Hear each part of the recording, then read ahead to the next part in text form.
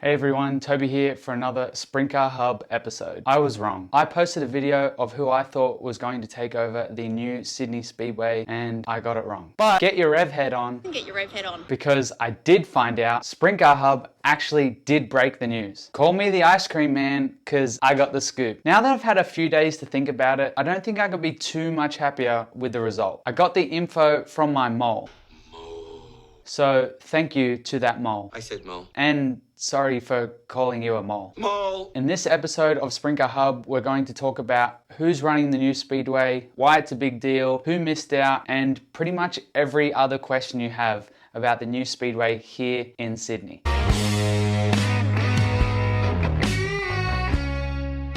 Now, let's do a quick rundown. Most of you would be up to date by now, but if you're not, go check out the other Sprint Car Hub episodes with all of the other info that you're gonna wanna know. And while you're at it, you have to click subscribe. I'm gonna be giving away one of these beanies to one of my Sprint Car Hub subscribers on YouTube, so make sure you enter by clicking subscribe at the bottom of this video. Okay, let's get into it. The tender process to take over the new Sydney Speedway began in February and it concluded in March, with a decision set to be made in June. Ever since the announcement was made that we were getting a new Speedway here in Sydney back in October of 2019, everyone has been wondering who is going to run the new Speedway. And last Thursday, Sprint Car Hub released all the info, even before the government released the info. Sorry guys, I couldn't wait any longer. First up, why does this even matter? I feel like if you're an American watching this video, you're probably wondering why is it such a big deal who runs a Speedway? In Australia, we only have a very limited number of dirt racing facilities that can hold premier racing events. The government announced that we'll be getting a brand new government-funded Speedway here in the most populated city of Australia. It's a big deal. Who runs the world's newest Speedway is a big deal because it can help grow our sport into what it can and should be. Okay, so who got the new Speedway? Speedway Promotions Proprietary Limited secured an 8-year lease on the new Speedway. Who is Speedway Promotions? John Kelly, Kathy Kelly, and Scott Anderson were officially announced as the new lessees for the new Speedway. John and Scott are the two directors and Kathy is listed as the secretary. Who are they? John and Kathy Kelly are best known as the current promoters at Archerfield Speedway in Queensland, which is about 10 hours north of Sydney. They are former racers themselves and now their kids even race too. John is a board member at Speedway Australia and is the chief steward on race night at Archerfield Speedway. While Kathy is involved with the Sprint Car Control Council of Australia and is president of Sprint Cars Queensland. Scott Anderson resides in Sydney and wouldn't be as well known in Speedway circles as he is now. Scott runs a company called Monster Events, which has organized monster truck events since 2010. Anderson also owns a company called Big Screens Australia. If you're an Australian Speedway fan, you've probably seen this logo at major Speedway events around Australia, including World Series Sprint Cars. From what I can research, he's involved in a couple other things, so it's pretty obvious that he's a pretty successful businessman. So why is Speedway Promotions the chosen ones for the new Speedway? She thinks you're the chosen one. But I am the chosen one.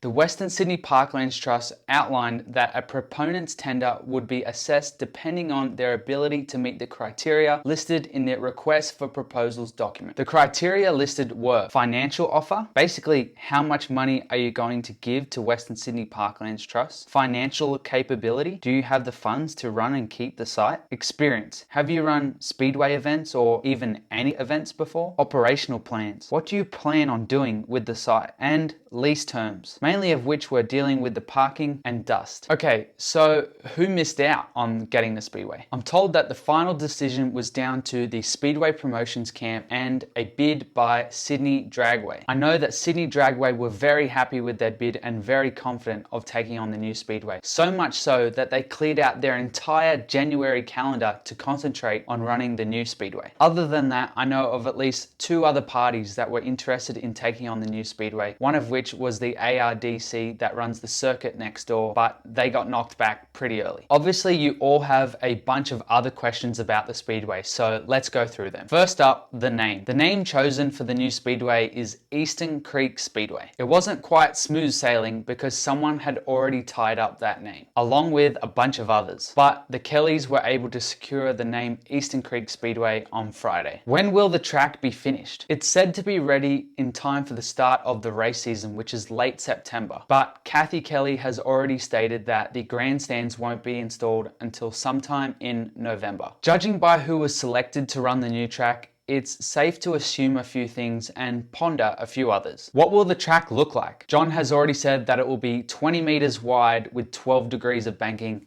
in the corners, while it will be 18 meters wide on the straights with 10 degrees of banking. So will we have regular Speedway shows? Yes! Will there be monster truck events? Yes! Everyone's been asking, will World Series sprint cars return to Sydney? And the answer is Yes! that's been confirmed already, oddly early actually. World Series sprint cars will run on January 2nd and also January 14th and 15th.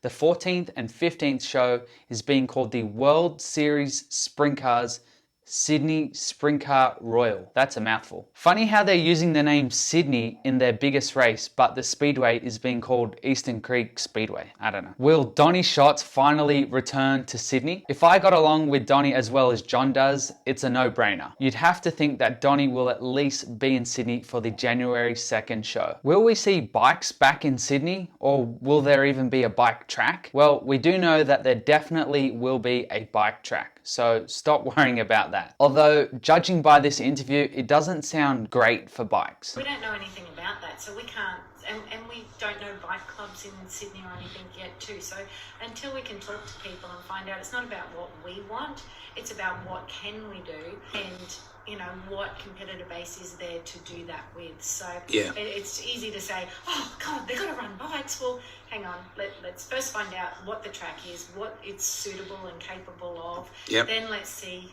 who we approach, you know. And on that, I had a phone call today about the bikes and running the World Solo Championship, and sitting in the office at Archfield one night on a burnout night on a Friday, and I went back into the office for something, and they rang me, that's 15 years ago, about hiring the Huddersfield Speedway, or seeing if I wanted to run it. I knew there's been other promoters that run it over the years and lost a lot of money. Because obviously it's expensive to get these bikes freighted all over the world.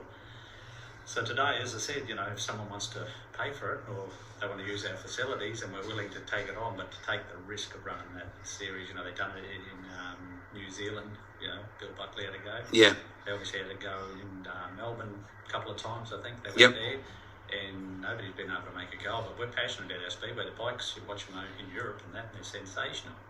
But, and we've had some fantastic bike riders, obviously, from Australia. That compete and win world championships, and whether it's them or on road courses as well, our bike riders are very good. But is it worth the punt to do it?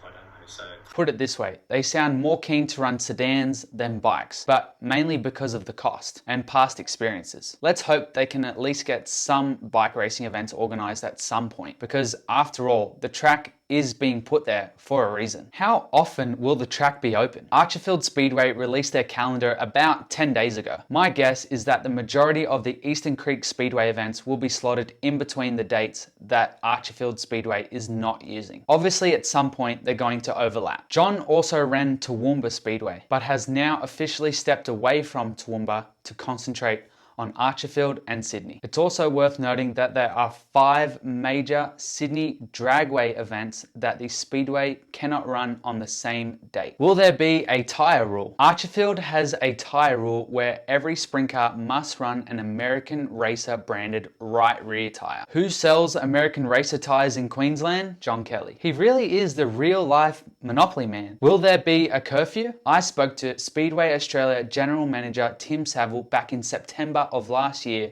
before the Speedway site was even being worked on. Here's what he said. So in terms of the curfew, there's no specific piece of legislation for any of the sites here that require them to finish at 10:05 or 11 o'clock or anything like that. Common sense would dictate that you want to finish at a reasonable hour for your family entertainment, but in terms of if circumstances dictate, you know, if there's a crash or if there's bad weather earlier in the night, those kind of things, the venue operator will be able to carry on, to the conclusion of the meeting. But in an interview yesterday, John and Kathy said that there will be an 11 p.m. curfew for the new Speedway. That didn't take long. Dust. In the request for proposals document, it was said that there will be dust monitors installed to enforce strict measures to stop the Speedway from affecting the dragway with dust. Here, John and Kathy say that they still don't know what those dust limits are. We worked with Western Sydney Parklands, who also in turn worked with the dragway, to come up with a solution that is not just a bang,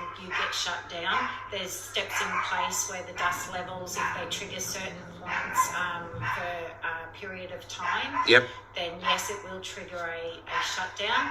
But nobody knows what those dust levels are yet. So parking. Speedway Promotions would have had to have signed a reciprocal car parking agreement, which means that they have to share the parking spaces with Sydney Dragway. Okay, time for my thoughts. Don't act like you didn't come here for this. I personally think that the new Eastern Creek Speedway can't be run anything like Archerfield Speedway. Not because Archerfield is being run bad at all, but because the demand in Sydney is completely different. Not to mention the high fees. The new Speedway is getting a bike track. The new Speedway is designed to run almost every day of the week, kind of like the circuit next door. They're gonna be really busy at the new Speedway. What I like most is that a Speedway experienced owner is now going to run the new track. What more could you ask for? We really have been kissed on the pecker with this. I'm so glad that someone who's raced and promotes and basically lives and breathes the sport of Speedway is getting to run the new Speedway, and is also backed by someone who is a successful businessman like Scott Anderson. His background shows that there'll be plenty of novelty events at the new Speedway. A cool note from the interview with Kathy and John is that there will be no more nomination fee to go racing. Basically, you had to pay to race, which doesn't really sit well with teams because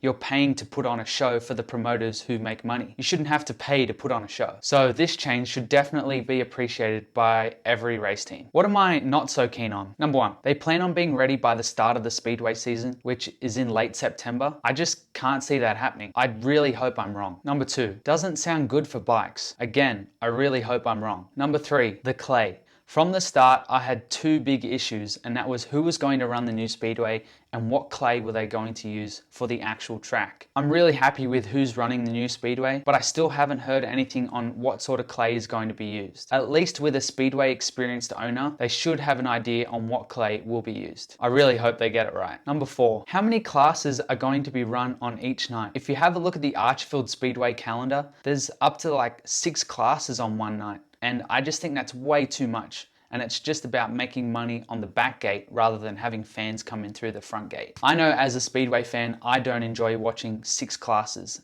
I much prefer watching like 2. Let's see what happens. Number 5. This is the part that I'm most unsure about. It does seem like a massive conflict of interest to have the Kellys running the new Speedway, considering their involvement with Speedway Australia. The government worked with a very limited number of people when designing the new Speedway, and 2 of those people were the people at Sydney Dragway and Speedway Australia. Who are the 2 final bidders for the new Speedway? Sydney Dragway and a guy who works on the board for Speedway Australia. I'll leave it at that. Number 6, sharing with the Dragway. They've just beat Sydney Dragway to run the new Speedway. I can imagine Sydney Dragway probably isn't too happy about that. I really hope that Speedway Promotions and Sydney Dragway can work well together for the parking and dust situation. And number 7, I'm getting ahead of myself here, but I really hope there isn't a one brand tire rule. So that's pretty much all I have for this video. To sum it up, give them a go and give them a bloody good go, because they're investing their time, money and effort into making this new Speedway successful. Why wouldn't they want it to be the best Speedway in the world? And before you are critical of them, make sure you understand the difficulties of making this a success. Sure, I like to have fun on the Sprint Car Hub page and I like to make fun of others and even myself, but at the end of the day, I know I'm going to support them as much as I can. And I hope you do too by helping pack the place. Thanks for watching everyone, and remember, get your rev head on. Get your rev head on. Don't forget to subscribe to the Sprint Car Hub YouTube channel. You can also find Sprint Car Hub on Facebook, Instagram and Twitter. Thanks for watching.